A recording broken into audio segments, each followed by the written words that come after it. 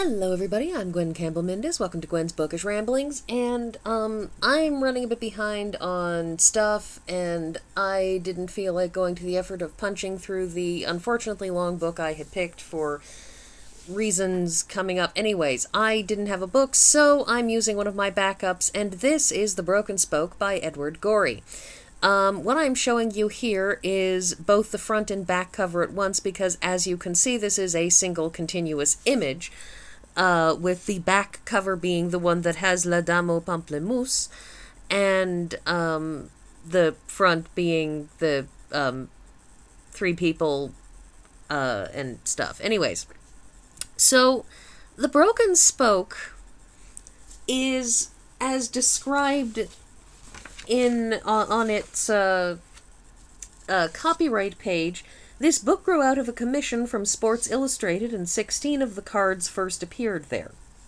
That is, what this is a series of images that are comedic about bicycles, basically. But the thing that I find interesting is they're meant to be comedic, but at the same time, there's this marvelously gothic atmosphere to the whole thing.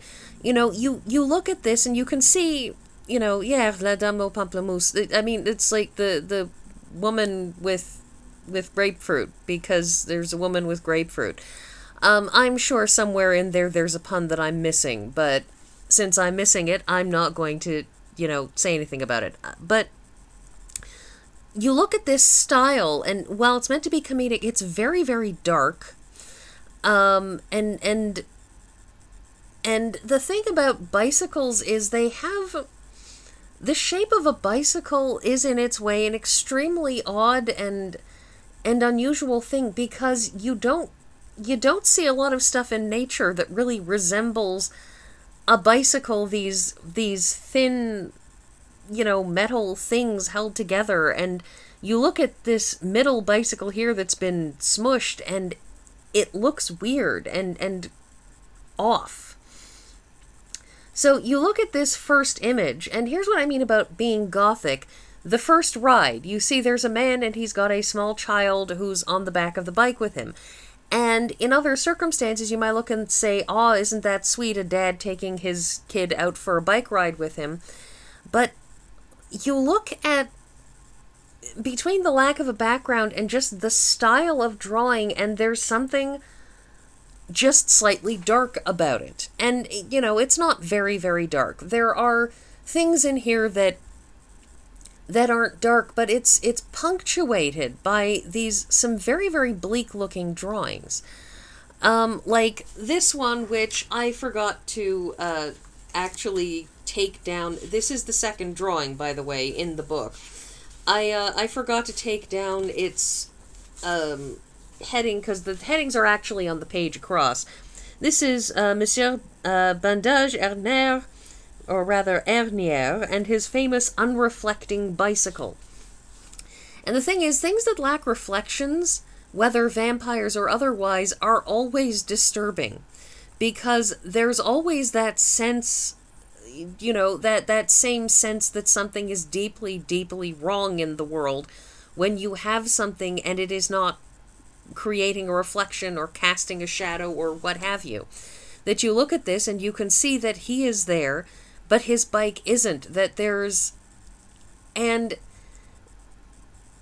it's the same sort of juxtaposition caused unease that you get when you look at creepy children or anything else that is that seems relatively innocuous and yet has something fundamentally wrong with it.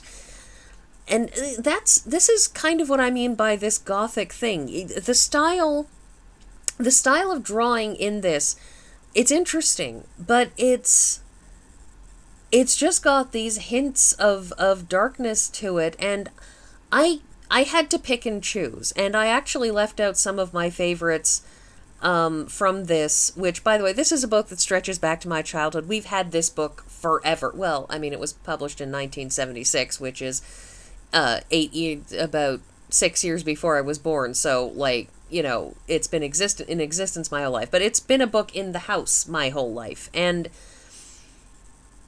these pictures form part of my childhood memories, and this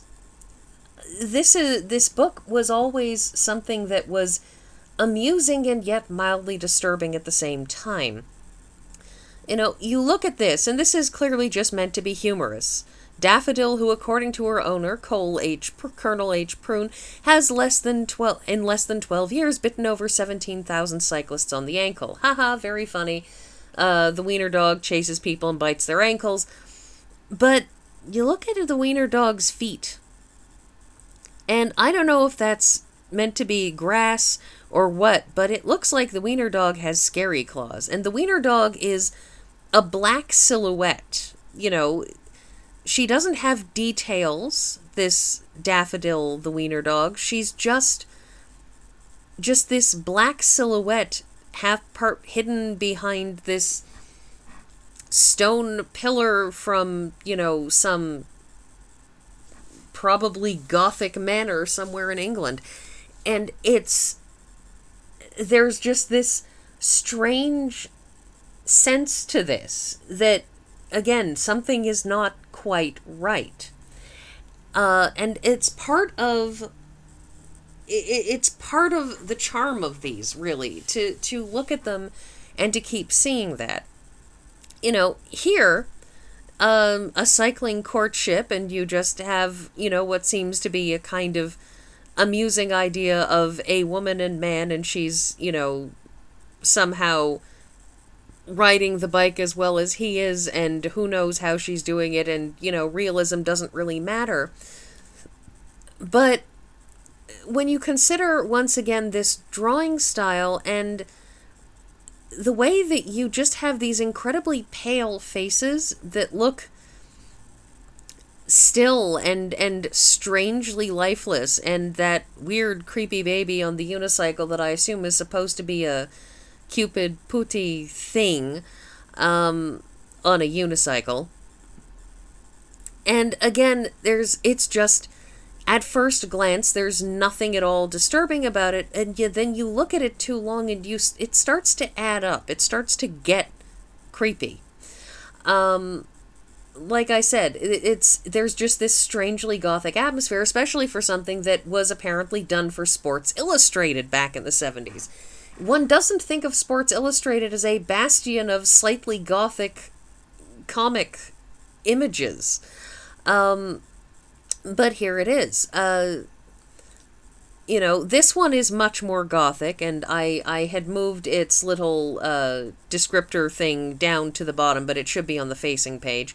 That the orange bicycle case, the discovery of Nesham Explosh's head, and you see this, this black and white pen and ink, and you can see the quality of pen and ink. Pen and ink is an interesting medium for drawing in, because you can't shade with pen and ink. All you can do is, cross-hatching and stuff. And so you look at this and you can see that that the shading is just created by having a slight densification of pen marks somewhere to hint at something darker, because one should always avoid, if possible, when drawing solid line, that you should avoid solid lines whenever possible in drawing, because the world doesn't actually have solid lines. People don't have solid lines. We don't have outlines.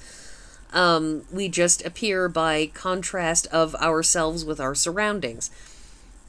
But you look at this, and the pen and ink in it creates this evocative, sort of rainy, dark, thing. And you have this image of a small child, of a little girl looking into a basket on a bicycle, which ostensibly contains somebody's head, which one assumes has been decapitated from the rest of them. But it's this, this is meant to be comic, and in a way you can see how it would be comic, but at the same time, everything about it militates against pure comedy and gives it this darkness.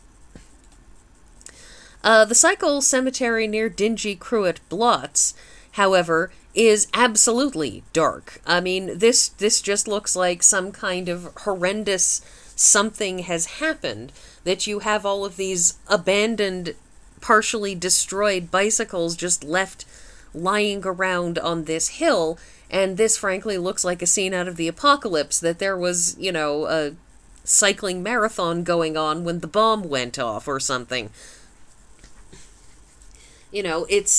And that yellow streak of perhaps sunrise or sunset beneath these gray clouds, in what appears to pretty much be watercolor. It's a startling, strange thing. And again, you have this juxtaposition of the humor of a cycle cemetery, kind of like a elephant graveyard. All the bikes go here to die, and there's comedy to it, but there's, like I said, just gothic atmosphere. This one is delightful because, of course, we are, as with several of the images in this book, there are a variety of images in this book that are counterfeiting a bicycle appearing at other distant points in history and having been included in the art. But I thought what's most interesting about this is, of course, we are imitating 11th century drawings, the martyrdom of St. Eggfroth, from Hollowtooth Museum, Mortshire. The fact that he's talking about Hollowtooth Museum, Mortshire, suggests that the Gothic is very deliberate. But what's most interesting is the halo around the head, which actually is fairly standard, because a lot of these halos, back in the day, would have had a Greek cross, that is, a cross with 4 equally long arms, as opposed to the standard Western crucifix cross. And you look at that, and that's behind the head as the halo, which was fairly normal, something that was frequently done. And a strange resemblance between that and the bicycle wheels on the bicycle that St. Eggfroth has been tied to as he is pushed over the edge of a cliff by angry people, martyring him. And it brings to mind all over again the strangeness of how bikes actually look. Bikes are so ubiquitous culturally for us that we don't often really look at a bike and how weird a bike actually looks in comparison to how things in the world look. They're a uniquely odd sort of vehicular object. They lack the solidity, the comfortable, understandable nature that you have with a wagon or wagon derivatives like cars. It's an unbalanced, off-balance, two-wheeled, skinny object. And here's the last one, which makes it very, very clear that this book was indeed meant to be Gothic, as we see a skeleton cycling on a bicycle which happens to have a front light that, instead of doing something that lights up the darkness when you are cycling at night, instead it creates a dark shadow in front of him as he cycles during the day or at dawn or dusk or something. And this final image, of course, is what the pièce de résistance that says, yes, this was all meant to be Gothic. But at the same time, It has just this weird, strange back and forth, this book, between humor and lightheartedness and just this Gothic imagery, this dark perspective. This is a thing, and it's one of my favorite things, and I think I've talked enough about this. If you look it up, hope you enjoy it, and if you don't, well, it is what it is. That's everything, and I will see you all next week.